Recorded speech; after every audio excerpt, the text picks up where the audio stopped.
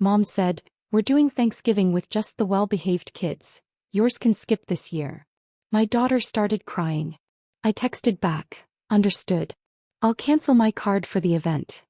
They kept laughing, sending selfies at the table, totally unaware of what was about to happen next. The text came in while I was folding laundry. No hi, no context. Just a single sentence from my mom that made me freeze. "We're celebrating Thanksgiving only with children who behave well. Your daughter can skip it this year." I stared at the screen, rereading it a few times, hoping I was missing something. Some typo. A joke. But no. It was clear. That was it. Eva was sitting cross-legged on the floor next to me, cutting shapes out of construction paper. She was making paper leaves for the thankful tree they were doing at school. She held one up to me and said she was thankful for Grandma's cookies.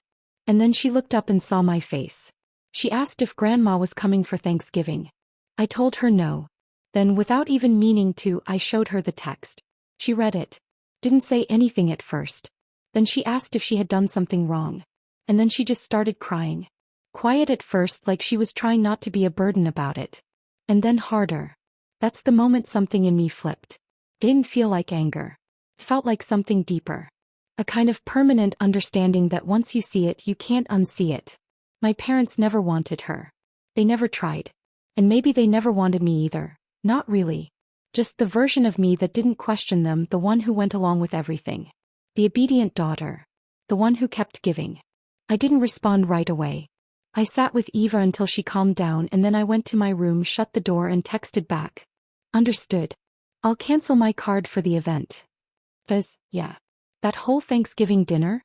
The turkey, the catering, the wine, the little herb centerpieces my mom pretended she arranged herself?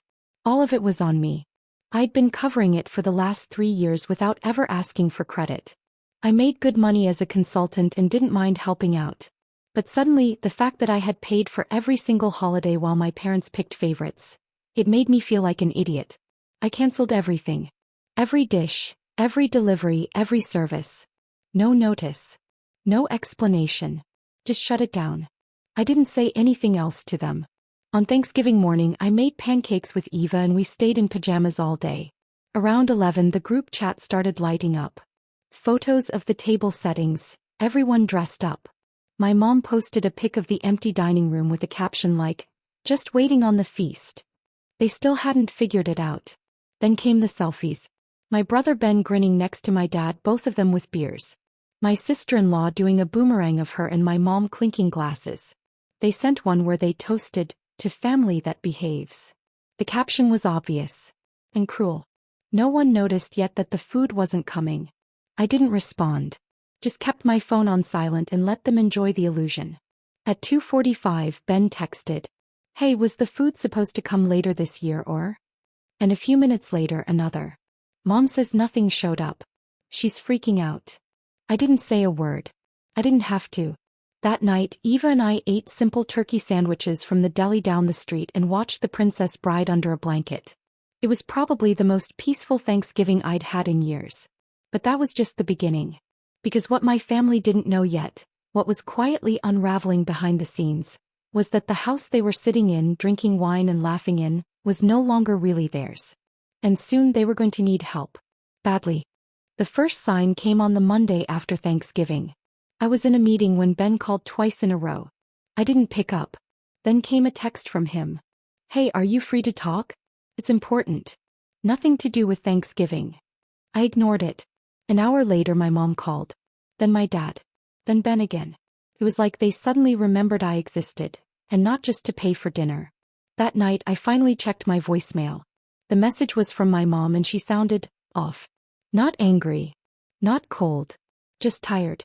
She said they had a situation with the bank and needed to discuss some temporary help, because of an issue with the mortgage. That was all she said, but I already knew what it was about. 3 months earlier I'd gotten a letter at my house addressed to them. It was from a credit union I'd never heard of. At first I thought it was a mistake, but when I opened it I realized it was about a loan. One they'd co-signed with Ben for a car. A brand new BMW. The letter said they were behind on payments, and the property used as collateral was their home. I had called my mom about it when it first arrived. He brushed it off.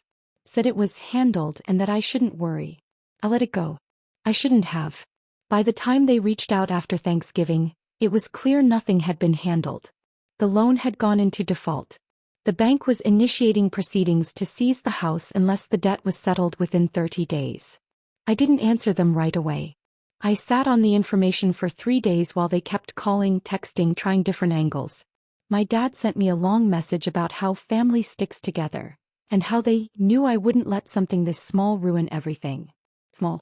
That's what he called it. Losing the house my parents had lived in for 27 years. The one I grew up in. The one they had used as collateral for my brother's second car in 2 years. Meanwhile, they had treated Eva like she was some stranger they were forced to tolerate. It's weird, the mental gymnastics people will do when they've convinced themselves they're never in the wrong. My parents genuinely didn't see a connection between what they had done to my daughter, to me, and the fact that I no longer felt obligated to save them. But in the end I did help. That's the part one still think about sometimes. I wired the money directly to the credit union and sent them proof of payment. I didn't tell them I had done it. I let them sweat it out a few days longer, and then the letter from the bank arrived, saying the foreclosure process was being withdrawn. That's when they called again, all smiles and gratitude. Mom even said she wanted to take Eva shopping for Christmas. Like none of it had ever happened. I wanted to believe they had changed. I really did. Maybe I needed to believe it. So I let Eva go with her, thinking maybe this was a turning point. It wasn't. Because what happened next confirmed something I had always tried not to believe.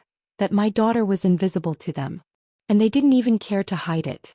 They picked Eva up for the shopping trip on a Sunday afternoon. She was so excited she wore her little sparkly boots even though they gave her blisters. She kept checking the window, making sure she didn't miss them pulling up. I almost called it off last minute. I didn't trust it. The sudden shift, the way my mom was all warm and smiley again, like she hadn't said what she said just days before. But Eva had already packed a small bag with her allowance money and a list she made for gift ideas. She even drew a little heart next to Grandma's name. So I let her go. I told myself maybe they were trying. That maybe the house scare had opened something in them. They were gone for 4 hours. When she came back, she didn't say a word. Just walked straight to her room and shut the door. My mom barely made eye contact when she dropped her off. Said the mall had been too crowded to find much. Then she left like she couldn't get away fast enough. I knocked on Eva's door, sat with her on the bed and asked how it went. She handed me a paper bag with one small keychain in it. A little rubber snowman. That's all they bought her. I asked if something happened. He shrugged, said no. Said she was tired. But later that night I found her crying into her pillow. Not loud. Just quiet, stifled sobs. She finally told me what happened. They hadn't gone shopping for her. They had taken her to the mall to buy gifts for her cousins. My niece, my nephew, and my brother's new baby. Eva watched them pick out outfits, toys, and even a gold bracelet for the baby to grow into. When she asked if she could get a small toy, my mom told her, "You're not getting anything. We already spent too much." She said my mom kept talking about real grandkids while they shopped. Eva didn't understand what that meant at first. But when they sat down at the food court, she heard my dad say, "Well, at least we don't have to worry about her acting out in public this time." She didn't cry in front of them. She didn't ask questions. She just kept quiet until she got home. I didn't sleep that night. Not out of anger. Out of this cold, hollow grief I didn't know how to explain. It hit me then that this wasn't going to change. There was no turning point. No moment where they would suddenly see her the way I saw her. It didn't matter what I paid off or how much grace I gave them. They didn't love her. They never had. I didn't say anything to them right away. I let them think they'd gotten away with it. I waited. Because at that point it wasn't about getting even. It was about making a clean break. One they wouldn't see coming. And when they came back to me and I knew they would, I'd finally be ready. 2 weeks before Christmas, my dad showed up at my door without warning. No call, no text. Just knocked like he used to when I was still living under his roof and didn't have a choice but to answer. I opened it because I wanted to see his face. I wanted to see if he looked ashamed. He didn't. He smiled like nothing had happened, like Thanksgiving was just a little misunderstanding and Eva's mall trip had gone beautifully. He even asked how the little one was doing, like he couldn't remember her name in the moment. Then he got to it. He said they needed help again. I said nothing and waited. Apparently the house wasn't the end of it. The BMW they bought Ben had racked up some fines. Toll violations, unpaid tickets, and insurance issues. All in my dad's name. And now the DMV was threatening to suspend his license unless the balance was cleared immediately. He said it wasn't Ben's fault. That the notices went to an old address. That the system was unfair to families who fall on hard times. I just kept looking at him. He said it would only take a few $1,000s. That I had helped before and they were so grateful. He even joked that I should consider it an early inheritance. That was it. That was the exact moment it happened, when I felt something snap so cleanly inside me it was almost peaceful. I told him no. Not, I'll think about it, not let's talk later. Just no. He blinked, confused. Like the word didn't make sense coming from me. Then he got quiet and said, "We're family, Grace. You don't turn your back on family." I asked him calmly if Eva counted as family. I watched the way he didn't answer right away. The way he shifted, looked down, tried to move the conversation forward without acknowledging the question. That silence told me everything. I stepped outside and closed the door behind me so Eva wouldn't hear. I told him that this was the last time we were going to have this kind of talk. That he and Mom needed to stop pretending they hadn't spent the last 10 years making sure my daughter knew she was an outsider. He said I was twisting things. That I was too sensitive. I didn't argue. I didn't yell. I just told him to go. He stood there for another 10 seconds like he was waiting for me to change my mind. I didn't. He walked off without saying goodbye. A day later my mom sent a text. One line. "We always knew you'd punish us for not loving your mistake." I stared at it for a long time. They never said it outright before. Never called Eva that. But there was. In writing. Undeniable. The quiet rejection they'd been delivering for years, finally spelled out like a full confession. And for the first time in my life I blocked my parents' numbers without hesitation. Every number. Every social. I blocked Ben and his wife too. I shut it all down. Because this time it wasn't a break. It was permanent. After I blocked them there was quiet for almost 2 weeks. It was strange at first. The silence. No texts. No guilt-laced voicemails. No passive-aggressive posts on Facebook about ungrateful children.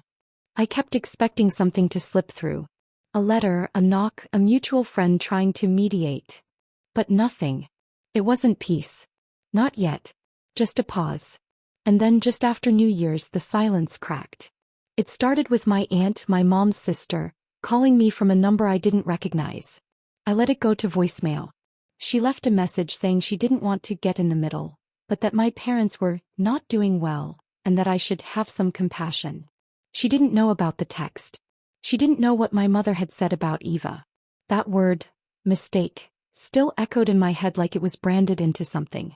I didn't call her back. Then came an email from Ben. Just 3 words in the subject line. "We need help." I didn't open it. But 2 days later I did get a letter. Handwritten. From my mom. It was 5 pages long. Most of it was filled with long-winded explanations. Not quite apologies. More like excuses dressed up in sentimentality. She said they struggled to connect with Eva because she didn't feel like the rest of the family. She said they weren't ready to be grandparents when she was born. That they were working through their feelings and had made mistakes along the way. Mistakes. Not abuse. Not exclusion. Just mistakes. She wrote that family was complicated, but what mattered most was sticking together when things get hard. Then near the end she finally said what it was really about. The house was still in trouble. The payment I'd made before hadn't fixed the bigger issue. Apparently there was a second mortgage. One I didn't know about. And the bank had started proceedings again. This time there was number 30-day delay. They had already missed too many deadlines. The house was going up for auction in 45 days. And she wanted me to save it. She wrote that the house was our legacy. That it was where you grew up, and where Eva could one day bring her own family. That I shouldn't let my emotions cloud my judgment. That she hoped I'd be bigger than this. I read the letter twice. Then I folded it up and put it in a drawer. Not to keep it, just because I didn't want Eva to see it in the trash. That night I sat Eva down. I told her we wouldn't be seeing Grandma and Grandpa anymore. I told her that some families don't always treat people the way they should, even when they say they love them. And that it's okay to walk away from people who keep hurting you, even if they share your blood. She asked me if she had done something wrong. I told her no. That the only thing she ever did was exist. And that sometimes that's enough to scare people who can't love properly. She didn't cry. She just nodded and asked if we could do something special for dinner. I said yes. We made spaghetti. We put whipped cream on store-bought brownies. We watched a movie and stayed up too late for a school night. And while she slept, I finally felt it. That quiet I'd been waiting for? It had arrived. 3 weeks before the house was scheduled for auction, they showed up. Both of them. I hadn't seen my parents in person since the last conversation with my dad on the porch. And now here they were, standing at my front door like it was still 2007 and they had the right to walk into my life unannounced. I didn't open it.